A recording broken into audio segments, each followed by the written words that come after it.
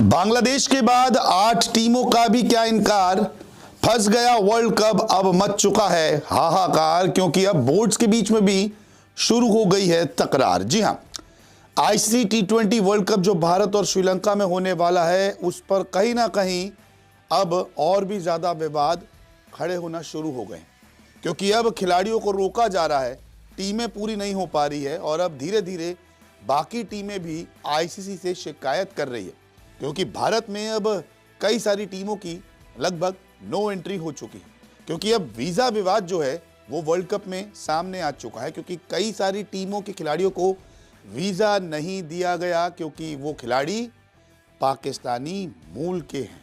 जी हाँ, उन खिलाड़ियों का पाक कनेक्शन है, इसी वजह से इंडियन एम्बेसी जो है वो वीजा नहीं दे रही है। हालांकि आईसीसी इस पूरे मुद्दे पर नजर बनाए हुए हैं और मदद कर रही है। क्या है पूरा मामला आपको बताते हैं, और कितने पाकिस्तान मूल के खिलाड़ी हैं, कौन कौन सी टीमों में, इसकी जानकारी भी आपको अपनी इस खास रिपोर्ट में देते हैं। तो आपको बता दें कि वीजा विवाद जो है वो टी20 वर्ल्ड कप में अब आ चुका है, क्योंकि कुछ खिलाड़ियों को वीजा नहीं दिया गया है। दरअसल इंडियन एम्बेसी ने पाक मूल के क्रिकेटर्स का वीजा रोका है, जैसे कि यूएसए के कुछ पाक मूल के खिलाड़ियों को वीजा नहीं दिया गया है। यूएसए के 4 खिलाड़ियों को वीजा नहीं मिला है और वो एयरपोर्ट पे बैठे हुए नजर आए थे। इसमें अली खान, शायान जहांगीर, मोहम्मद मोहसिन, एहसान अली है। इन सभी का वीजा फॉर्म जो है अभी रिव्यू किया जा रहा है। श्रीलंका में भारतीय दूतावास में सभी पेपर्स को जमा किया गया है। आईसीसी ने इनके पेपर्स को हरी झंडी दी है और ये कहा गया है कि आईसीसी भी मदद कर रहा है। इंडियन एम्बेसी ने यूएसए एम्बेसी से कुछ जानकारी मांगी है इन खिलाड़ियों के बारे में और पूछताछ कर रही है कि पाक कनेक्शन जो है इनका कितना सही है, कोई खतरा तो नहीं है।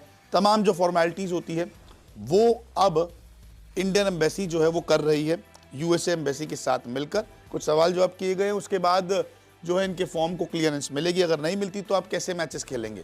अगर आपके 15 में से 4 खिलाड़ी बाहर हैं जो आपके कोर टीम का हिस्सा, अगर वही नहीं होंगे तो आप मैच कैसे खेलेंगे? इसके अलावा पहले भी पाक मूल के क्रिकेटर्स के लिए यही प्रोटोकॉल इस्तेमाल किया गया था, जैसे कि मोइन अली जब आते थे इंग्लैंड के, या शोएब बशीर आए या उस्मान ख्वाजा आए, तो ऐसा ही फॉर्मेट जो है वो इस्तेमाल किया गया है।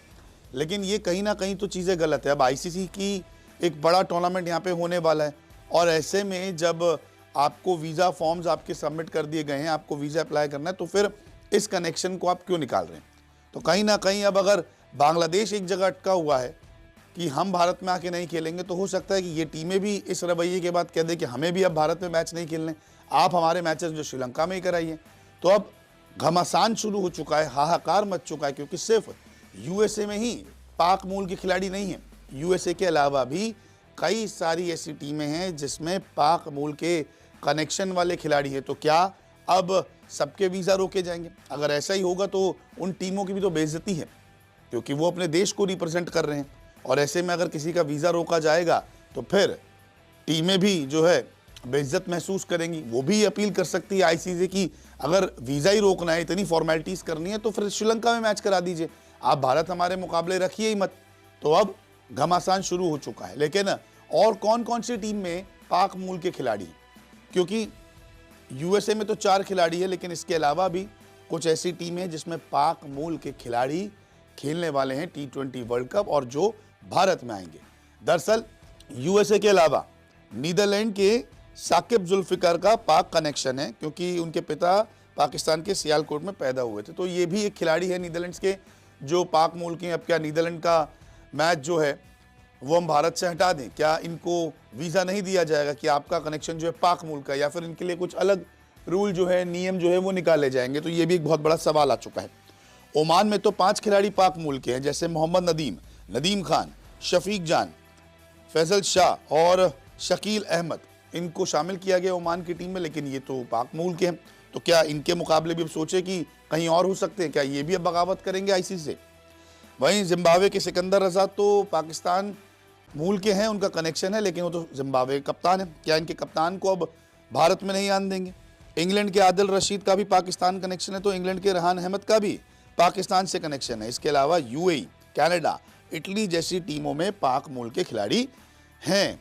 तो क्या अब इन 8 टीमों को भी आने से मना कर दिया जाएगा? अब देखिए, बांग्लादेश अपने मैच शिफ्ट करने की बात कर रही है, आईसीसी ने मना कर दिया कि नहीं, यहाँ पे कोई सुरक्षा की प्रॉब्लम नहीं है। लेकिन अब इन टीमों के जो पाक मूल के खिलाड़ी है, इनको भी अगर नहीं आने देंगे तो फिर वर्ल्ड कप कैसे होगा? क्या 12 और 13 टीमों के बीच में वर्ल्ड कप हो जाएगा? क्या बिना इन खिलाड़ियों के वर्ल्ड कप कराया जाएगा? इनको टीम में शामिल किया गया है, अब इतनी जल्दी तो खिलाड़ी नहीं बदले जाएंगे। तो कहीं ना कहीं अब विवाद बढ़ता जा रहा है और पाक मूल के खिलाड़ियों की जीत होती दिख रही है। बांग्लादेश तो अपने स्टैंड पर अड़ा हुआ है। अब देखते हैं कि इस वीज़ा विवाद पर कितनी जल्दी फैसला आता है, या फिर इन टीमों को अपने पाक मूल के खिलाड़ियों को बाहर करना पड़ेगा और दूसरे खिलाड़ियों को शामिल करना पड़ेगा। आपको क्या लगता है? कमेंट करके ज़रूर बताएं।